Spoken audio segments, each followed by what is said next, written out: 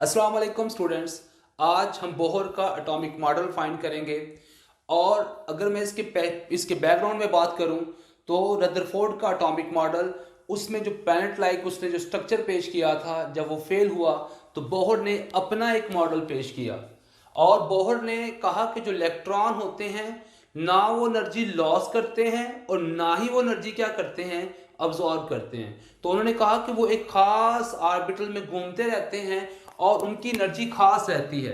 उस लेवल को वो बोलते हैं क्वांटाइज एनर्जी लेवल, जिसको आप शेल भी कह सकते हैं, जिसको आप ऑर्बिट भी कह सकते हैं। तो उसने कहा इलेक्ट्रॉन एक खास शेल के अंदर घूमता रहता है, एक खास ऑर्बिट के अंदर घूमता रहता है, और उसमें घूमते हुए ना वो एनर्जी रिलीज करता है और ना ही वो एनर्जी क्या करता है, अब्जॉर्ब करता है। तो इसने कुछ पॉस्टुलेट किए हाइड्रोजन को लेके, इसने कुछ अपना एटम का मॉडल पेश किया और इसने कहा जो इलेक्ट्रॉन होते हैं वो सर्कुलर ऑर्बिटल में घूमते हैं। जो इलेक्ट्रॉन है वो सर्कुलर ऑर्बिटल में रिवॉल्व करते रहते हैं और उस रिवॉल्व करने के दौरान ना वो एनर्जी अमिट करते हैं और ना ही वो एनर्जी अब्जॉर्ब करते हैं। उनकी एनर्जी उस तक जब तक वो घूमते रहते हैं खास रहती है। फिर इसने कहा कि ये एनर्जी तब चेंज करेगा जब कोई ऑर्बिटल अपना जब कोई इलेक्ट्रॉन अपना ऑर्बिटल चेंज करेगा। अगर ऑर्बिटल में चेंज आएगा तो उसमें एनर्जी में भी चेंज आएगा। तो नीचे वाले ऑर्बिट की एनर्जी लो होती है और ऊपर वाली एनर्जी की ऑर्बिटल की एनर्जी हाई होती है। तो उसने कहा अगर आपने फर्क देखना चाहते हैं तो आपको क्या करना पड़ेगा, हाई एनर्जी में से लो एनर्जी वाले को माइनस करना पड़ेगा। इसको हम आगे एनर्जी आएगी तो उस वक्त डिस्कस करेंगे। स्टूडेंट, उसने एक एंगुलर मोमेंटम पेश किया। उसने कहा इलेक्ट्रॉन जब तक रिवॉल्व करता रहेगा और रिवॉल्व भी वहां पे करेगा, उस जगह पे करेगा जिसका एंगुलर मोमेंटम फिक्स होगा।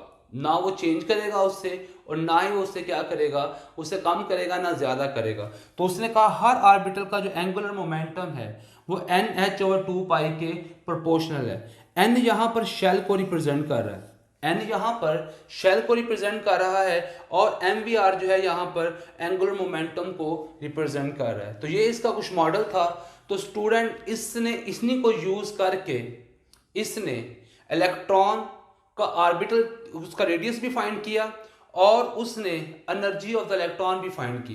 तो अभी हम उसके रेडियस की बात करने लगे हैं कि जो रेडियस इसने फाइंड किया वो कैसे फाइंड किया। आए इस पे बात करते हैं। तो स्टूडेंट, इसने कहा कि जब इलेक्ट्रॉन ऑर्बिटल में घूम रहा होता है तो न्यूक्लियस पे पॉजिटिव चार्ज है और इलेक्ट्रॉन पे नेगेटिव चार्ज है।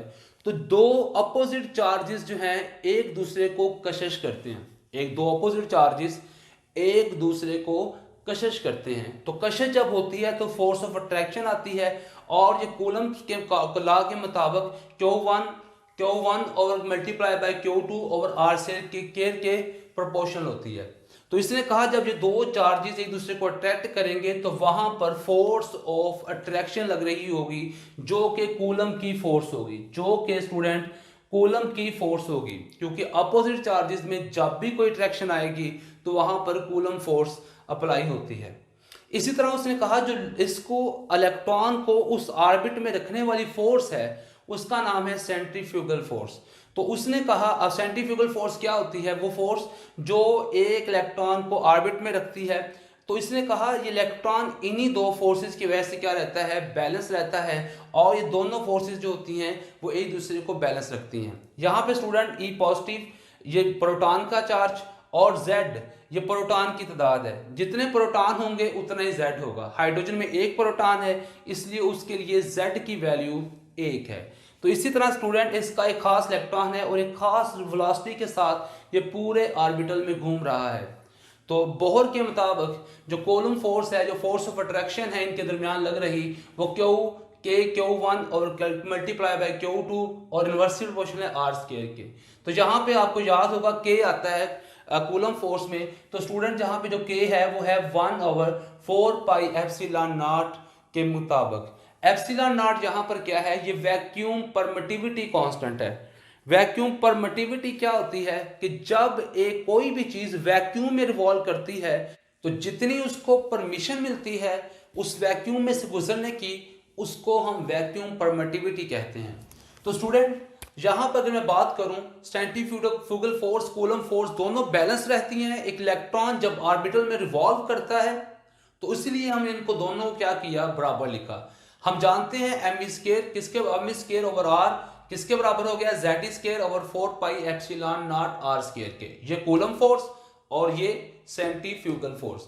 अब क्या हुआ स्टूडेंट्स, यहां पर एक आर है और यहां पर दो आर है, तो डेफिनेटली एक आर क्या हो जाएगा, एक आर के साथ कट जाएगा।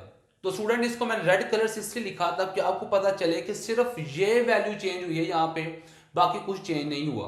तो यहाँ पे बचा एम स्क्वायर और यहाँ पे बचा Z square over 4 pi epsilon not R. अगर मैं इस आर को उधर ले जाऊं और इस एम स्क्वायर को इधर ले आऊं तो ये इक्वेशन बन जाएगी Z square over 4 pi epsilon not M B का स्क्वायर। तो स्टूडेंट जहां पे रेडियस और वेलोसिटी एक दूसरे के उल्टे चल रहे हैं, मतलब ये है कि रेडियस ज्यादा होगा तो वेलोसिटी कम होगी, तो वेलोसिटी कम होगी तो रेडियस क्या होगा, ज्यादा होगा। तो इसी तरह यहां पे जो वेलोसिटी थी बोहर इसको फाइंड नहीं कर सकता था, वेलोसिटी को फाइंड करना वहां पे मुश्किल था, तो इसलिए वो बंदा बड़ा सियाना था, उसने क्या किया, वेलोसिटी का फैक्टर ही निकाल दिया। उसने कहा वेलोसिटी का पता नहीं है तो इसी को निकाल दो।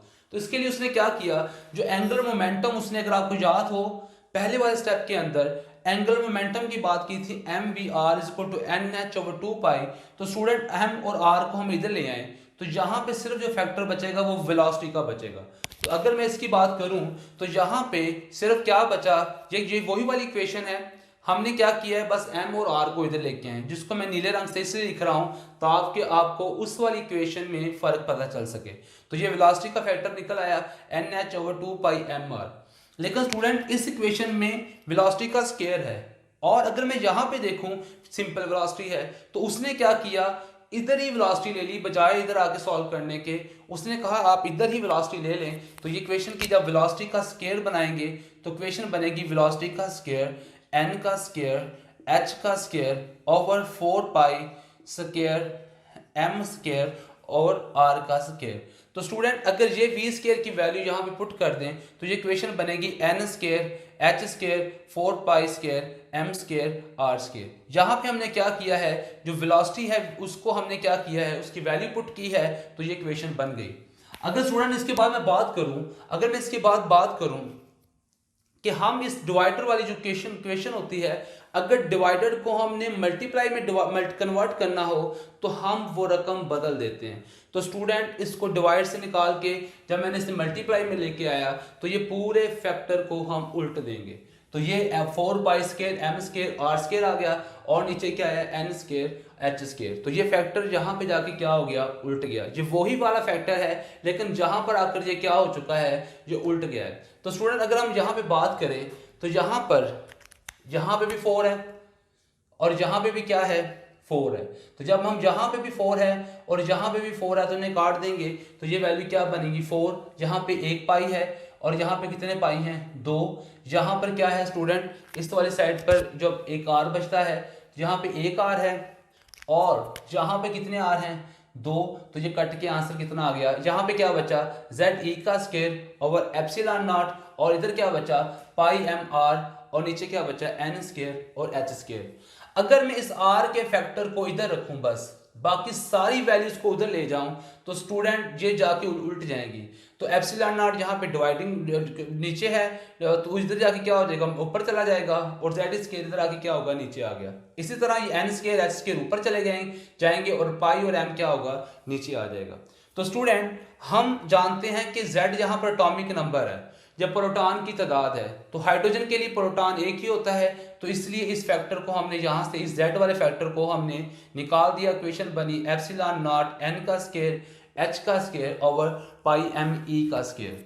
तो स्टूडेंट अगर मैं सारे फैक्टर्स की बात करूं तो यहाँ पे सिर्फ जो एन का स्क्वायर है, ये जो इसको हम शेल भी कहते हैं, इसको हम ऑर्बिट भी कहते हैं, तो इसने कहा ये जो वाला ऑर्बिट है बस ये फिक्स नहीं है किसी इलेक्ट्रॉन के लिए, लेकिन बाकी ये सारी वैल्यूज कांस्टेंट है।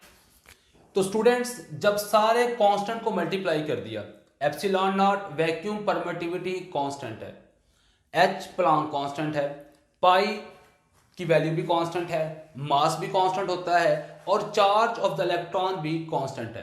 तो तो अब जब हम इन सारे चार्जेस को या सारी वैल्यूज को मल्टीप्लाई करेंगे तो एक कोई नया कांस्टेंट आ जाएगा और इन सारे मल्टीप्लाई करके हमने वैल्यू निकाली 0.529 इंटू 10⁻⁻10 मीटर और साथ में सिर्फ n स्क्वायर बचा। बस ये फिक्स नहीं था, ये कांस्टेंट नहीं था, बाकी सारी वैल्यूज कांस्टेंट थी, इसलिए हमने उन सब को मल्टीप्लाई किया और उसका जवाब निकाला 0.529। और साथ में स्टूडेंट यहाँ पे -10 मीटर जो है ये एंगस्ट्रॉम कहलाता है, तो इसलिए हम इसे कह सकते हैं 0.529 एंगस्ट्रॉम। यहाँ पर ये बात देखने की है कि अगर मैं पहले शेल का रेडियस निकालना चाहूँ तो यहाँ पे n की जगह पर 1 लिख दूंगा। तो स्टूडेंट 1 का मतलब होता है 1, तो 1.529 से मल्टीप्लाई किया तो इसके उसके जवाब पे कोई फर्क नहीं पड़ेगा। इसी तरह मैं दूसरे शेल का रेडियस निकालना चाहूँ तो मैं यहाँ पे 2 का स्क्वायर कर दूंगा जिसका जवाब आएगा 4, और मैं 4 को यहाँ पे मल्टीप्लाई करूँ तो ये जवाब आ जाएगा 2.11 एंगस्ट्रॉम। सिमिलरली अगर 3 का स्क्वायर है तो मैं इसको जवाब लूँ तो ये जवाब बनता है 9 को इससे मल्टीप्लाई किया तो ये आंसर है 4.75 एंगस्ट्रॉम। 4 का स्क्वायर होता है 16 और 16 को जब इससे मल्टीप्लाई किया तो इसका जवाब आया 8.4। तो स्टूडेंट अगर मैं यहाँ पे बात देखूं पहले और दूसरे शेल का फर्क निकालूं, R2 माइनस R1 करूं और मैं बड़ी बड़ी वैल्यू ले लूं सिर्फ समझाने के लिए, तो यहाँ पे जो फर्क आ रहा है वो आ रहा है ऑलमोस्ट 1.6 का फर्क आ रहा है। 2.1 से 0.5 माइनस किया तो आंसर आ रहा है 1.6 का। इसी तरह मैं तीसरे और दूसरे का फर्क निकालूं तो ये जवाब आएगा, देख लेते हैं बड़ी बड़ी वैल्यूज को हम इसको करें तो ये जवाब आ रहा है स्टूडेंट 2.6 का। तो इसका मतलब है अगले वाले ऑर्बिट्स के दरमियान जो फर्क है वो बढ़ गया है। इसीलिए इसी तरह मैं अगर तीसरे और चौथे का फर्क निकालूं तो स्टूडेंट इसका जवाब आएगा, अगर मैं बड़ी वैल्यूज को लूं तो इसका जवाब आ रहा है 3.7। सिमिलरली आगे वाला इसका फर्क बढ़ गया है तो मैं कह सकता हूं कि पहले वाले ऑर्बिट्स जो हैं उनका फर्क कम है, R2 और R1 का फर्क कम है, और लेकिन उससे आगे वालों का जो R3 और R2 है वो ज्यादा है, और उससे अगले वालों का R4 और R3 वालों का और ज्यादा है। इसी तरह ये स्टेटमेंट के क्लास हम बना सकते हैं और ये फर्क आगे से आगे क्या होता जाएगा, बढ़ता जाएगा। इसका मतलब ये है कि पहले ऑर्बिट्स के दरमियान फर्क कम है, थोड़ा करीब है, और अगले वाले ऑर्बिट जो हैं वो दूर होते जा रहे हैं। तो स्टूडेंट इस तरह बोहर ने एटम का मॉडल फाइंड किया और इसके बाद इसने energy of the electron find किया।